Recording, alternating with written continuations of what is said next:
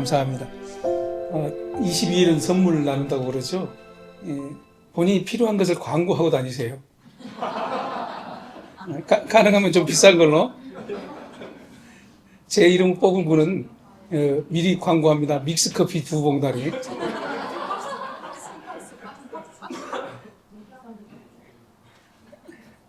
저는 그것이 필요하니까 준비해 주시기를 바랍니다. 어차피 제가 사나 누가 사나. 예, 고맙습니다. 이렇게 또 이제 12월이 되었네요. 하나님께서 오늘 12월에 우리에게 주시는 말씀 한번 본문 보도록 하겠습니다. 우리 같이 합독하실까요? 시작. 이에 비유로 말씀하시되 한 사람이 포도원에 무화과 나무를 심는 것이 있더니 와서 그 열매를 구하였으나 얻지 못한지라. 포도원 지기에게 이르되 내가 3년을 와서 이 무화과 나무에서 열매를 구하되 얻지 못하니 찍어버리라. 어찌 땅만 버리게 하겠느냐.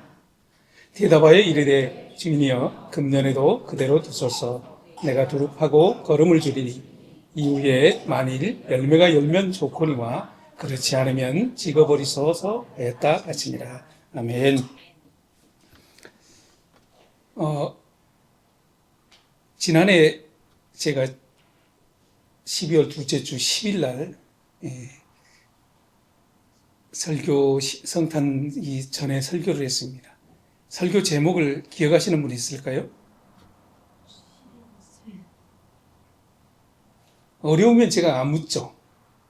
제목이 똑같습니다. 역시 기억을 못 해주셔야 설교자들에게는 늘 편하죠. 벌써 12월의 둘째 주가 되었습니다. 제가 아내 가게 볼 일이 있어서 가봤더니 경제가 어렵다 하면서도 수많은 사람들이 나와서 쇼핑을 또 즐기더라고요.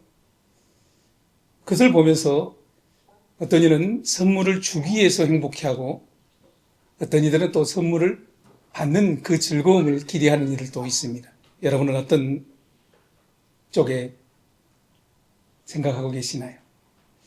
사실 우리도 세상 사람과 더불어 살기 때문에 이 분위기를 완전히 무시할 수는 없죠.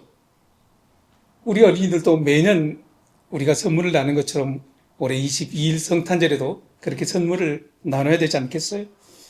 또 우리 교회 이 모양 저 모양으로 지금 교육관에서 섬겨주시는 세 분의 선생님, 우리가 또 기억해 드려야 되지 않겠어요?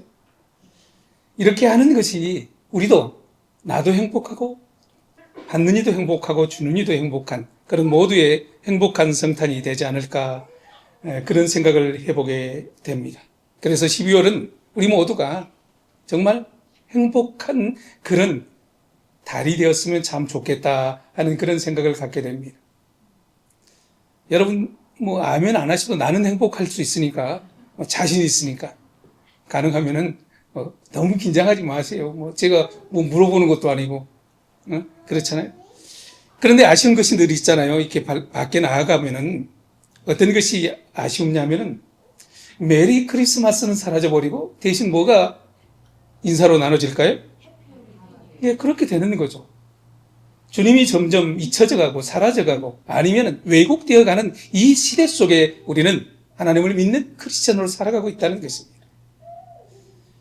우리가 모두 아는 것처럼 10일의 어느 날 온 인류의 선물이 되어서 우리에게 문득 다가오신 그 주님, 그 주님을 기념하는 이 12월에 세상 사람들은 주님을 기억하기보다도 기념하기보다도 스스로의 기쁨에 젖어 사는 이 시대 속에 우리는 하나님의 사람으로 살고 있다는 것입니다.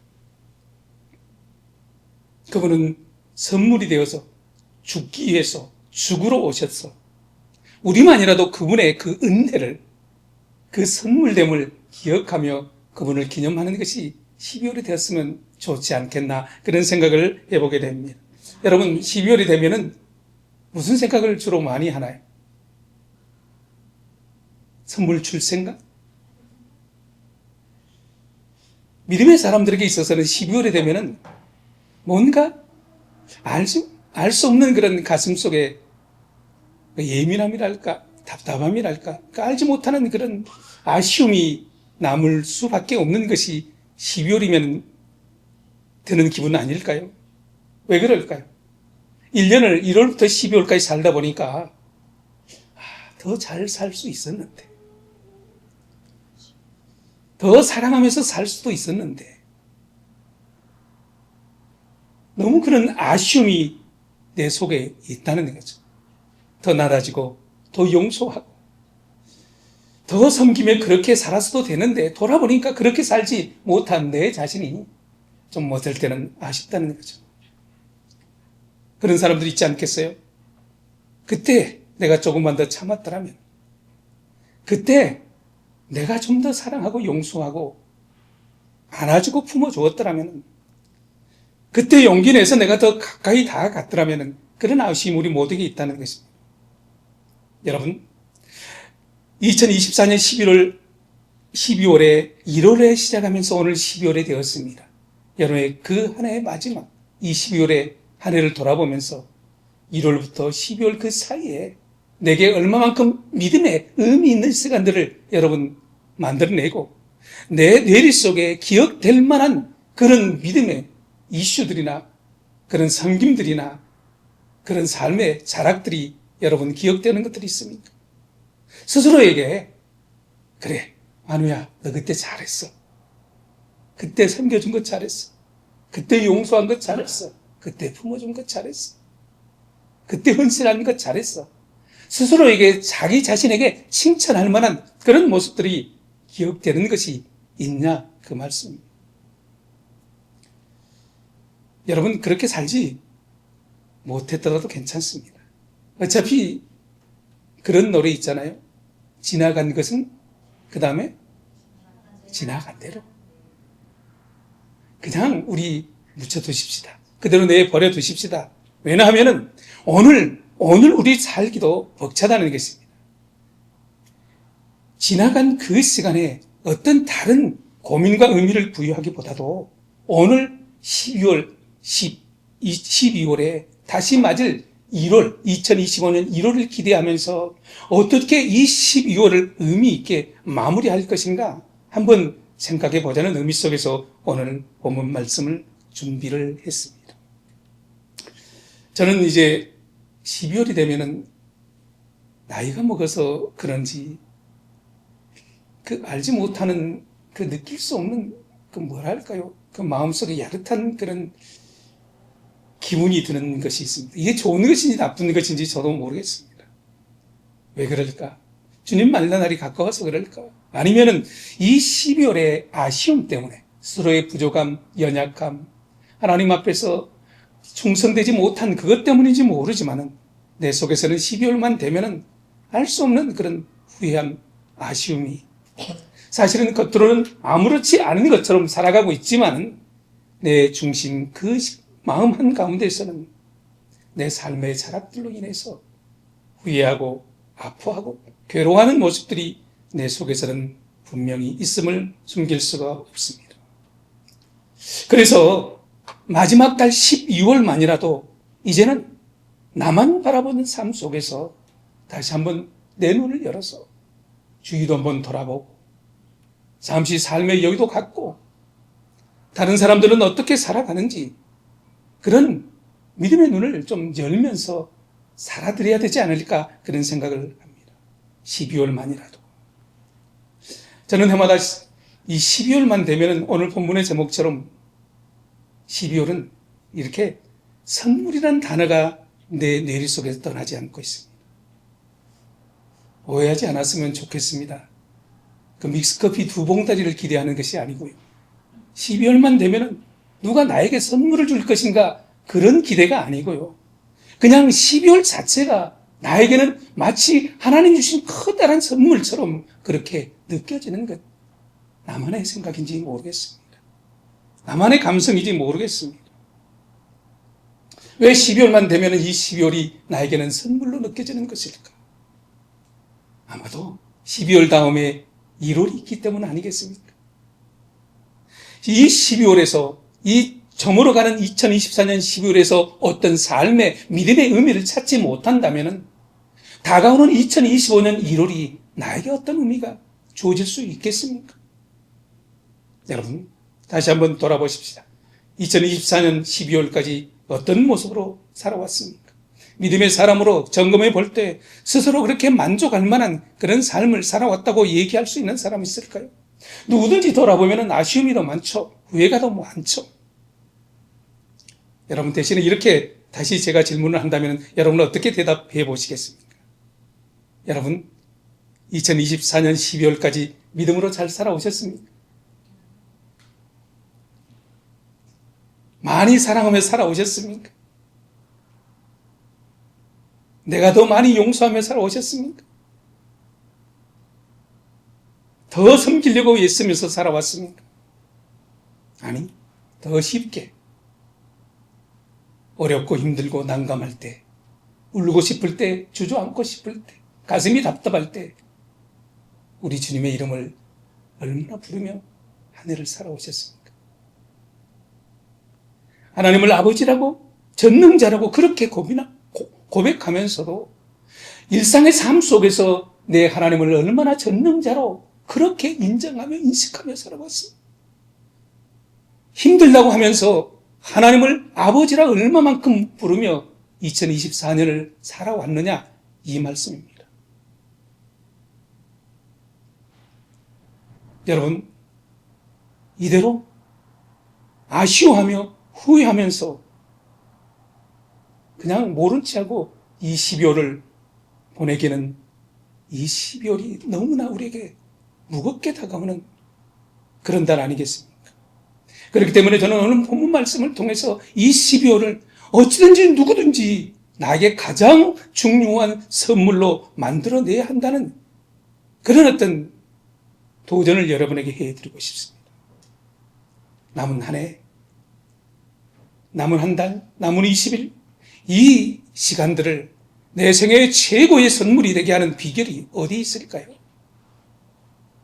오늘 본문에서 우리에게 그것을 가르쳐주고 있는데 그 전에 우리에게 12월이 선물이 되게 할 수 있는 것을 12월 지금까지 살아왔던 우리의 삶의 방식을 한번 점검해 보면서 조금이라도 한번 바꾸어 보려는 노력이 있었으면 좋겠습니다. 돌아보면 누구든지 생존만을 위해서 악착하지 앞만 보고 살아왔던 내 삶이라면 12월만이라도 한번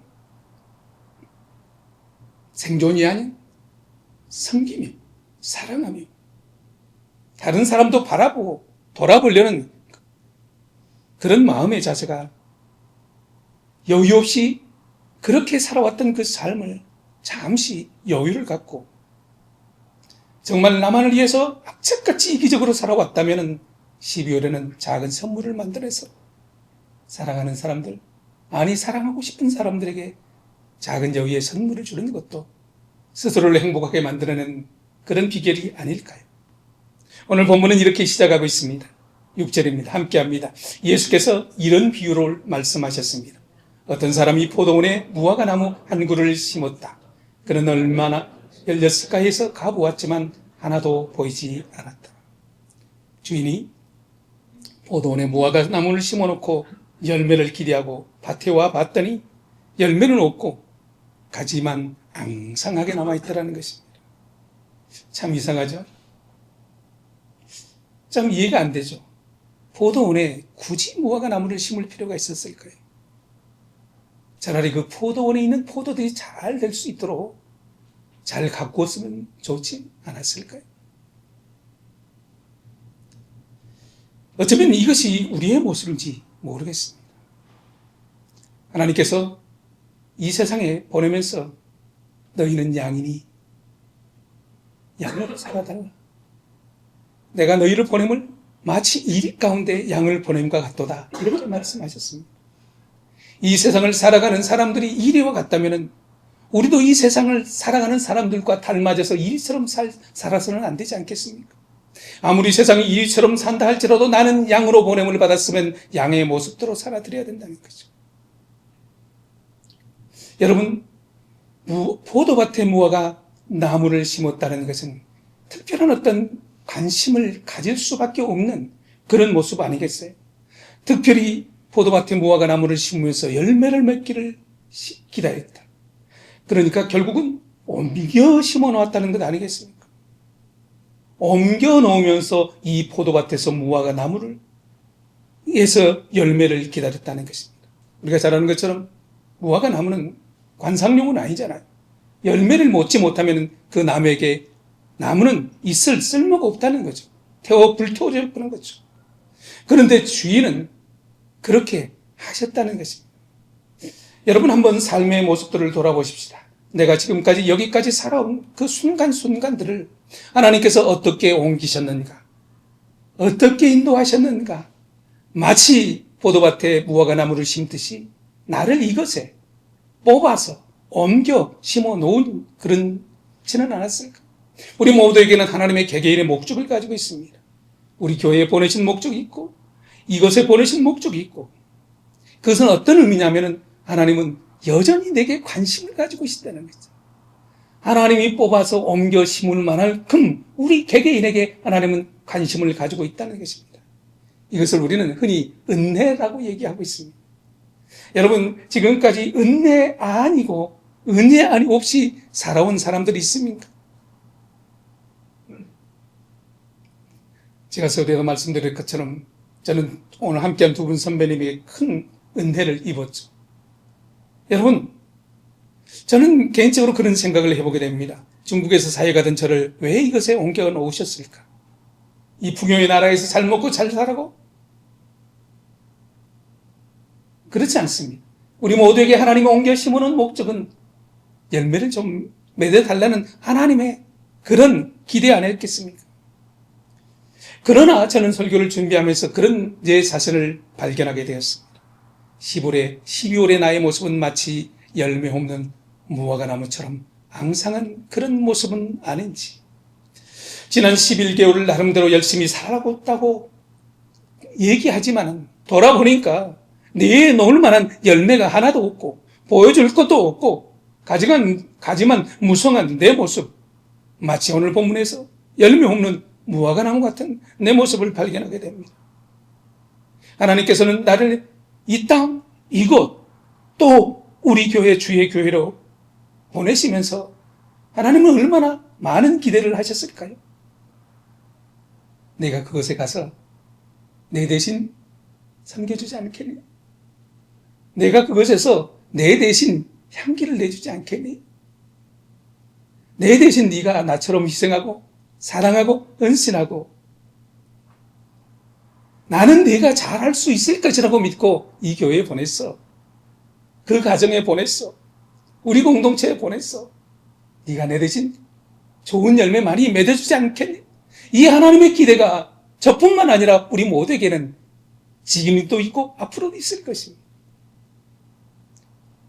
그런데요, 실제로 보면 이렇습니다. 제가 봉독해드린 그래서 그는 포도원지에게 말하였다. 이 무화과 나무에 열매가 있는지 보려고 3년 동안이나 와 보았건만 하나도 없으니 나무를 베어버리라. 무엇 때문에 땅만 버리겠나? 3년 동안이나 와 보았다. 3년이면요 무화과 나무가 충분히 열 수 있는 기간입니다. 와보고 그 다음에 또 와보고 또 3년 기다려주셨다는 것입니다. 그런 의미에서 하나님께서는 지금 오늘까지 우리를 기다려주셨다는 거예요. 지금도 기다려주고 계시다는 것입니다. 그렇게 나를 믿고 열매 맺기를 기다려주시는 그 하나님, 3년이면 그래도 다행인데, 돌아보십시다. 어떤 사람들에게는 5년, 10년, 20년, 30년, 40년, 그럼에도 불구하고 하나님은 기다려주시기도 합니다. 하나님은 믿고 그렇게 지금까지 여기까지 우리를 기다려주시는 그 하나님. 그런데 나는 왜 열매 없이 가지만 앙상하게 무성할까요? 성경은 열매 없는 이유를 분명하게 이렇게 말씀하고 있습니다. 요한복음 15장입니다. 우리 함께 해볼까요? 내 안에 거하라, 나도 너희 안에 거하리라. 가지가 포도나무에 붙어있지 아니하면 스스로 열매를 맺을 수 없음 같이 너희도 내 안에 있지 아니하면 그리하리라. 나는 포도나무요 너희는 가지라. 그가 내 안에 내가 그 안에 거하면 사람이 열매를 많이 맺나니 나를 떠나서는 너희가 아무것도 할 수 없습니다. 우리가 이렇게 고백하지만은 이 실전에서 약한 것이 우리입니다. 이렇게 주님 안에 있으면 열매를 맺을 수 있다는 것을 우리는 성경을 많이 배워서 잘 알고 있습니다. 그런데 여러분, 실상 우리의 삶으로 한번 들어가 보십시다. 우리의 삶 속에서도 그렇게 믿나요? 주님 가까이, 주님 의지하고, 주님 사랑하고, 주님께 붙어 있으면 많은 열매를 맺을 거라고 그렇게 믿나요? 실상에서는 그렇지 않은 때가 많습니다. 내가 잘하면, 내가 열심히 하면, 돕는 사람 만나면, 돈이 많으면, 때를 잘 만나면, 운이 좋으면 잘 되지 않을까? 이 모든 것이 의미가 없다는 의미가 아니라 하나님을 제일 앞에 모시고 하나님이 도우시지 아니하면 안 된다는 이 믿음의 고백이 선행되어야 된다는 것입니다. 하나님 내 가정에, 하나님 내 사업장에, 하나님 우리 교회에, 하나님이 대장 되시고 하나님이 주인 되시고 하나님이 인도하신, 하나님이 열매 맺게 하신다는 이 선제가 되어야만이 우리의 삶에 열매 맺을 수 있는 것 아니겠습니까? 우리의 눈은 참 하나님을 사랑한다 하면서도 저도 마찬가지입니다. 세상을 보는 데는 많이 발달해 있지만은 보이지 않는 하나님을 보는 데는 우리의 눈이 얼마나큼 감겨져 있는지 모릅니다. 그래서 6, 7절에 주님의 그 주인의 계획에 대해서 8, 9절에서는 이렇게 얘기합니다. 우리 함께 해봅니다. 그러자 그 종이 대답했다. 주인님, 한 해만 그냥 두십시오. 그러면 제가 그 둘레를 파고 걸음을 주겠습니다. 혹 내년에 열매가 열릴지도 모릅니다. 그렇지 않으면 그때 벌어주시오. 참 이 종은 주인에게 염치 없어도 부끄러워도 다시 한번 기회를 달라는 것입니다. 여러분, 제가 12월을 우리의 선물, 우리 인생의 최고의 선물로 만들어야 된다는 말의 의미는 지금까지 그렇게 살아왔을지라도 이 12월에는 부끄러워도 염치가 없어도 열매가 없어도 하나님 2025년 한 해만 더 기회를 주시면 더 잘해보겠습니다. 열매 맺어보겠습니다. 이 믿음의 고백이, 이 결단이 우리를 12월이 선물이 되게 할 수 있다는 것입니다. 제가 그 둘레를 파겠습니다. 그리고 걸음을 주겠습니다.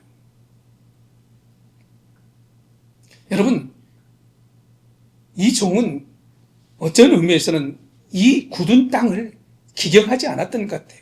걸음도 주지 않았다는 거죠. 그렇게 해서 이 종의 의미는 둘레를 파겠습니다. 걸음을 주겠어.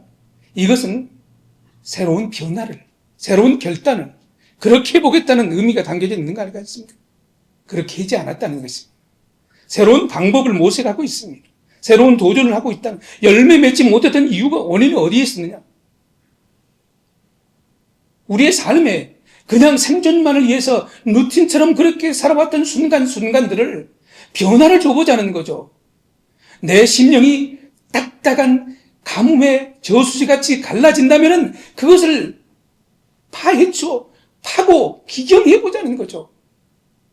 그리고 말씀으로, 성령으로, 예수의 보혈로 내 안에 걸음을 채워 넣어보면 변할 수 있다는 그 가능성을 가지고 종은 주인에게 부탁을 하는 것도 없습니다. 그러나 이 종에게는 확신이 없었습니다. 보세요. 내년에 열매가 열릴지 잘 모르겠습니다. 그렇지 않으면 베어버리십시오. 어떤 의미에서는 이 종에게는 사생결단입니다. 베어버려버리는 거죠. 없애버리라는 거죠. 비정한 그거죠. 얼마 전에 마크 형제가 신장 이식술을 받고 신방을 갔었습니다. 그런데 저는 그 마크 형제의 신장 이식이 기적이로만 생각을 했었어요. 그런데 그 에밀리 자매의 고백을 듣고 보니까 이것은 기적이 아니라 필연이었다. 제가 왜 이 말씀을 드리냐면, 에밀리 자매가 고백하기를 질병 때문에 고통스러워하는 남편 마크를 보면서 그 형제가 힘들어할 때마다 빈 방에 들어가서 울며 통곡하며 하나님 앞에 빌었다는 것입니다. 그냥 있었던 것이 아니죠. 그 안에 그 여인의 그 통곡을 우리 하나님이 들으셨다는 거예요.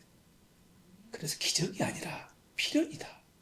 하나님은 자기 자신을 기경하는 자에게, 걸음을 주는 자에게, 울며 하나님 앞에 매달리는 자에게, 통곡하는 자에게 그 눈을 떼지 않으시고 하나님은 응답해 주셨다는 것을 제 가슴이 철렁하면서 그래, 그렇다. 간절합니다. 하나님 앞에 매달리는 것이다. 여러분, 사라에게 쫓겨난 하갈이 광야에서 아들 이스마엘을 놓고 통곡하면서 하나님 앞에 울 때 하나님은 그들에게서 시선을 떠나지 아니하고 내가 내 자녀에게도 이스마엘에게도 큰 민족을 만들어주겠다. 여러분, 다른 길이 없다고요? 대안이 없다고요? 하나님 앞에 통곡해 봤습니까? 하나님 앞에 간절히 매달려 봤습니까? 하나님 아니면 안 되겠다는 그런 눈물의 통곡, 사라 같은 통곡, 에밀리 같은 통곡이 우리의 삶 속에 있었냐고요? 힘들다고 말하지만 말고, 아프다고 하지만 말고, 괴롭다고 그렇게만 하지 말고, 저는 우리 교우들의 삶을 돌아보면서 기도해야 되는데, 저분은 기도해야 되는데, 하나님이 저 길을 열어주셔야 되는데, 그러나 돌아보면 간절함이 없다는 거죠. 부족하다는 거죠. 쉽게 말하면 영적인 헝그리 정신이 없다는 거죠. 하나님이 안 도와주시면, 하나님이 도와주시지 아니하면 안 된다는 그런 헝그리 정신, 간절함을 가지고 하나님을 찾지 않는다는 거예요. 그러면서 전능하신 하나님이라고 말하면서 늘 하는 그대로 일상의 루틴을 1월부터 12월까지 그대로 가져가는 거죠. 생존만을 위해서, 먹고 살기만 위해서 기존의 삶의 방식에서 조금도 벗어나지 못하고 그렇게 그대로 살아온다면 우리의 삶에, 우리의 믿음의 변화가 일어나겠냐, 우리의 삶에 필연적인 기적이 있을 수 있겠느냐 이 말이죠. 성도들만일까요? 아닙니다. 목사인 저도 마찬가지입니다. 사랑하는 교우들, 사랑한다고 얘기하면서 이 교우들을 위해서 얼마나 간절함을 가지고 울어봤느냐? 저 스스로에게 물어봐도 그렇지 못했다. 절실함을 갖고 사랑하는 교우들의 삶의 직장과 일터를 위해서 기도해 봤다는가? 사랑하는 교우가 힘들다고 하는데도 그 마음을 얼마나 동감했는가, 공감했는가? 아프다고 하는데, 영적으로 죽어가고 영적으로 힘들다고 하는데 아무도 그를 기억하지 아니하고 연락 한번 하지 아니하고 스스로 잘 되기만을 바라는 것이 지체됨일까요? 아프냐? 힘드냐? 내가 너를 위해서 기도해 줄게. 한번 이겨보자. 우리 모두는 다 같이 이런 약한 존재들입니다. 내 문제를, 형제의 문제를, 지체의 문제를 가지고 에밀리처럼 하갈처럼 하나님 앞에 울지도 않은 나는 누구인가? 나는 과연 믿음의 사람인가? 오늘 본문의 배경은 1절부터 5절이 있습니다. 1절, 4절을 보면 두 가지 예화가 나옵니다. 빌라도 총독이 갈리 많은 사람들을 의도적으로 박해하며 살해했습니다. 4절에 보면 실로암 망대가 갑자기 무너져서 16명이 졸지에 사마를 당하는 사건이 있었습니다. 그런데 유대인들은 이 문제를 보면서 저들은 그 자기 죄로 인해서 죽었다고 예수님 앞에 그렇게 얘기합니다.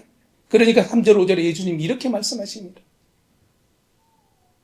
너희 기로니 너희도 회개하지 않으면 다 같이 망하리라. 5절에도 너희도 만일 회개하지 않으면 다 망하리라. 그러면서 오늘 본문 6절이 시작되는 것입니다. 무슨 말이냐면은 너희도 기경하지 아니하면은, 너희도 걸음주지 아니하면 망하리라는 것입니다. 12월이 왜 선물이 되냐 하면은 우리에게 회개의 기회를 주셨기 때문에 다시 한번 그 일상의 삶 속에서 하나님을 바라보지 못하고 살았던 11월까지의 삶의 모습들을 회개하고 돌아서면은 하나님께 우리에게 기회를 주신다는 것입니다.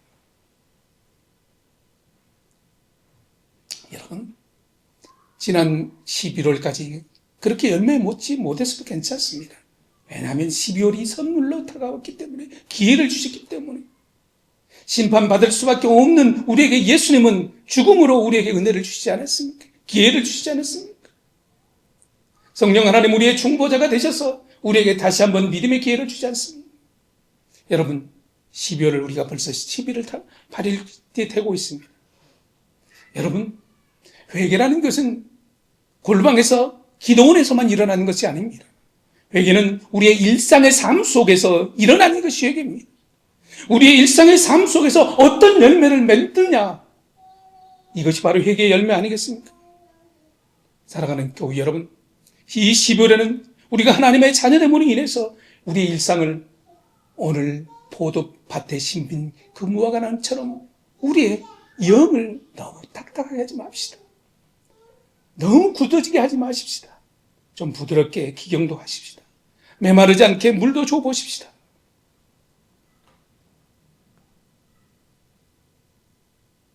여러분, 꼭 우리의 삶이 예수님처럼 바울처럼 그렇게 살지 않아도 됩니다. 우리가 찬양하는 것처럼 낮의 해처럼 밤의 달처럼 그렇게 살지 않아도 됩니다. 또 그렇게 살 수도 없습니다. 그러나 우리의 삶 속에서, 일상의 삶 속에서 가끔 하나님의 눈도 바라보십시다. 일상의 삶 속에서 하나님과 시선을 한번 마주치면서 살아보지 않겠냐 이 말이죠.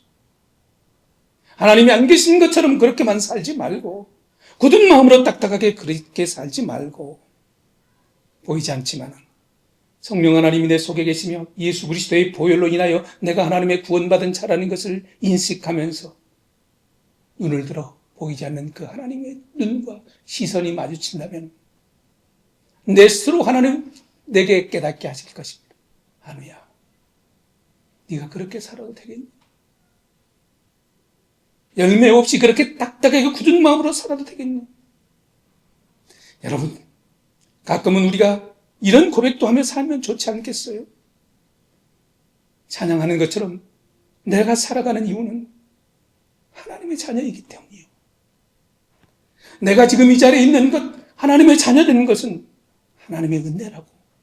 그 시선이 마주친 그 하나님 앞에 그렇게 하나님 은혜 때문입니다. 이런 고백을 한다면 12월이 그렇게 나를 지금 초청하고 있습니다.